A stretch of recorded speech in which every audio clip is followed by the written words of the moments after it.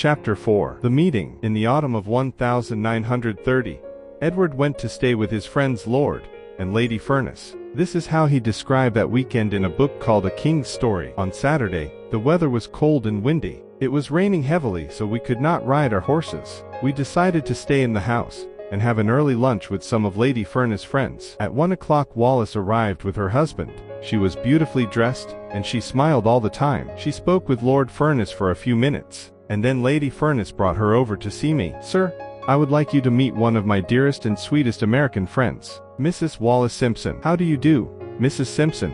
I said. "Please come and sit down." Lady Furness left us and we began to talk. I could see that Wallace was not feeling very well. She had a bad cold and her eyes were red. "I'm afraid that our English houses aren't very warm," I said. "We don't have American central heating here." There was a long silence. Mrs. Simpson turned her face and looked out of the window. Then she said, "You have disappointed me, sir." "And why is that?" I asked. "Because everybody asks me about American central heating." I thought that the Prince of Wales would talk about something more interesting. I began to laugh. "What's the matter, sir?" Wallace asked. "Have I said something wrong?" "No," I replied. "I'm laughing because you didn't lie to me. You told me the truth." "But why is that funny? Doesn't everybody do that?" "One day I'll be King of England," I replied, "and people are afraid of me. If I say that the sky is yellow, they say, 'Yes, sir, you are right.' If I say that Wednesday is the first day of the week, they say, 'Yes, sir, you are right.' And if I say that Scotland is bigger than Canada,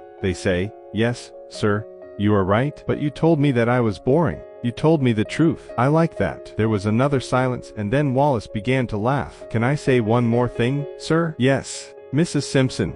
"What is it?" "It's your trousers, sir." "My trousers."